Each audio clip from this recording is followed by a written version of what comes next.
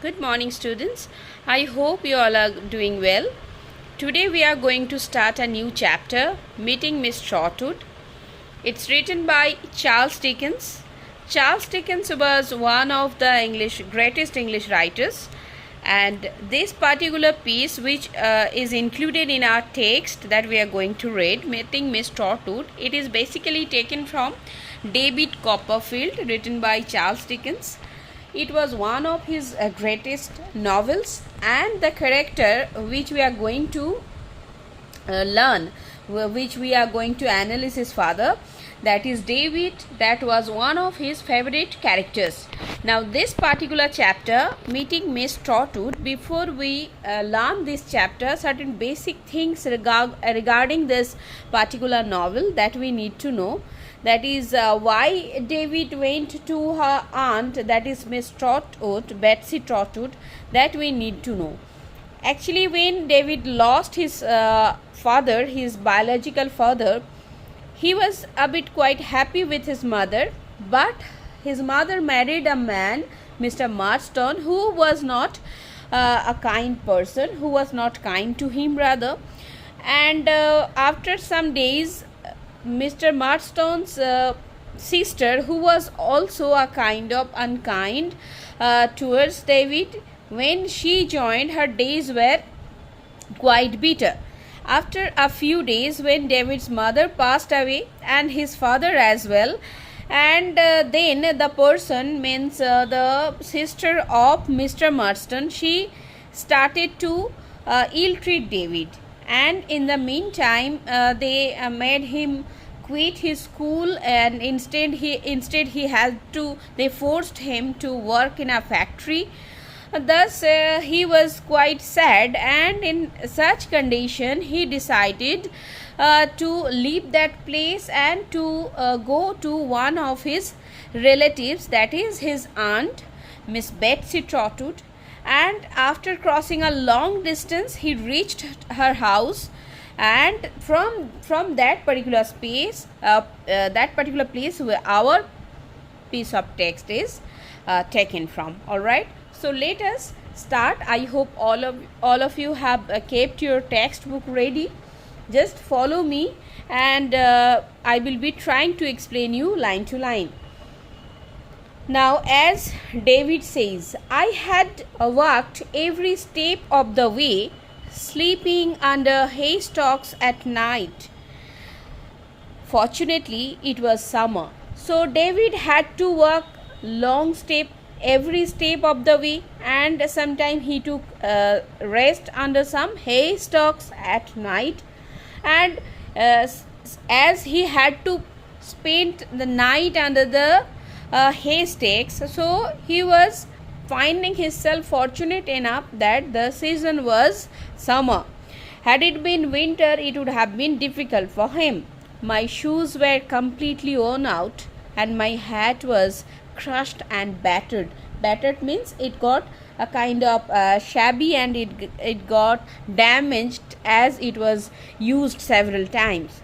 My shirt and trousers stained with heat, dew, crash, and the soil on which I had slept might have frightened the birds from my aunt's garden as I stood at the gate. So finally David reached, and his clothing, his appearance, nothing was kind of favorable. That's why he thought maybe the birds of my aunt's garden, they were also frightened at my sight. My hair had known no comb or brush since I left London. We can definitely understand that it was quite impossible, because his appearance, his dress, everything was not up to the mark. Then how can he be able to comb his hair or even brush his teeth? All right. In this condition, I waited to introduce myself to my aunt, and it was the condition when he went to meet his, or when he went there in order to get introduced with his aunt.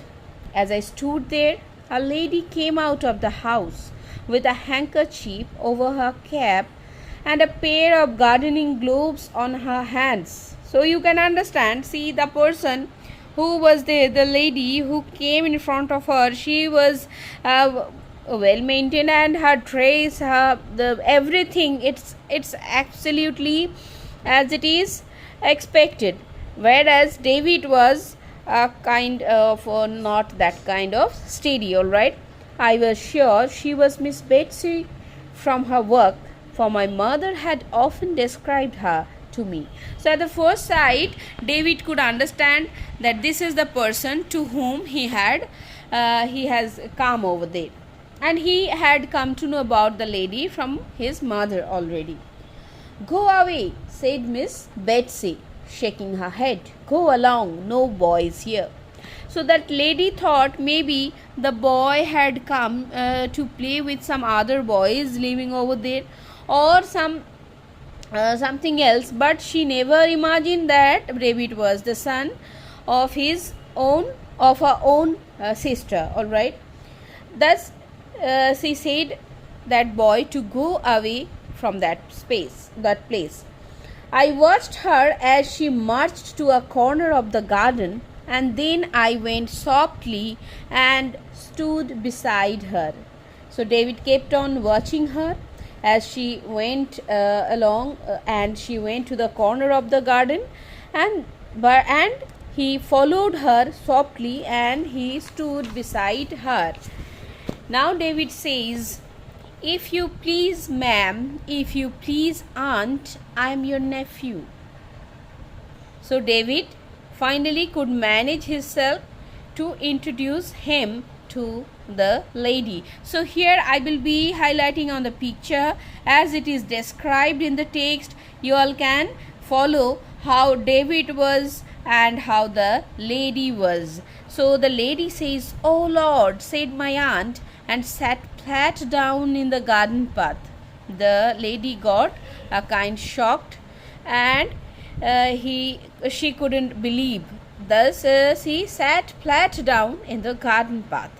I am David Copperfield of Blunderstone in Suffolk, where you came when I was born. So David mentions his place of birth, that is Blunderstone in Suffolk, and he tries to make her understand that once she visited his place when David was born.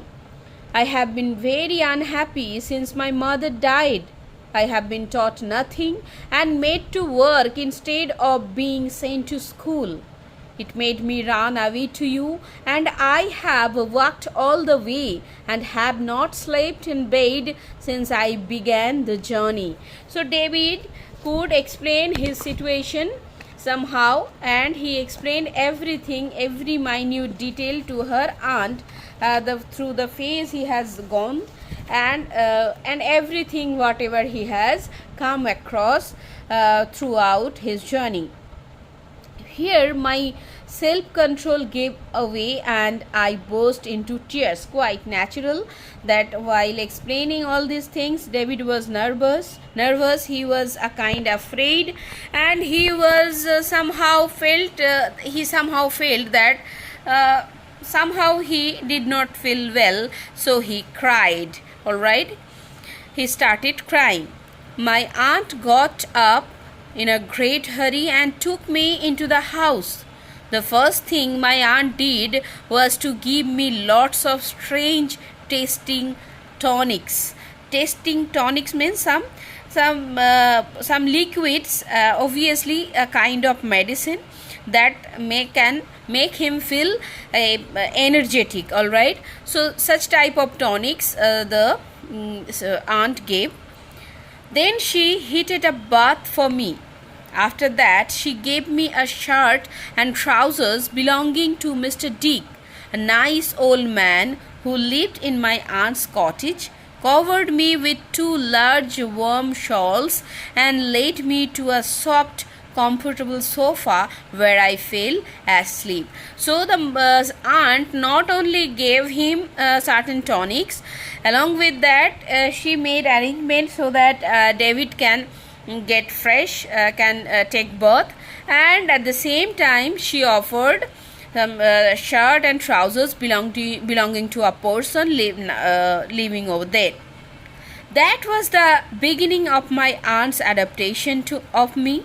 She wrote to Mr. Murdstone, and he and his sister arrived a few days later and were scolded by my aunt for the way they had treated me.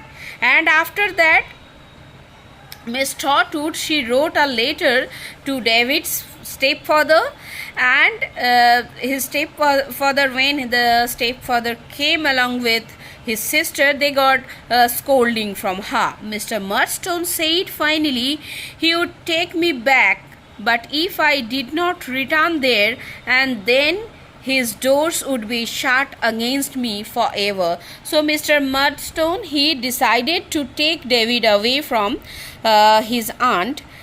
And what does the boy say? Said my aunt. Are you ready to go, David? And in such condition, Miss Betsy or Miss Trtwd, she took a decision that she wanted the opinion of David before thrusting it upon him. All right, so she wanted to know whether David is eager to go. I answered no and pleaded with her not to let me go. It was quite obvious. You all can understand the way he was treated over there. He would definitely not want to go back to that place again. She pulled me towards her and said to Mr. Murdstone, "You can go when you like. I will take my chance with the boy." Means I will take care of this boy. Whenever you feel like to go home, you all can go. You all means you and your sister can go, but I will take this child. I will not let this child go.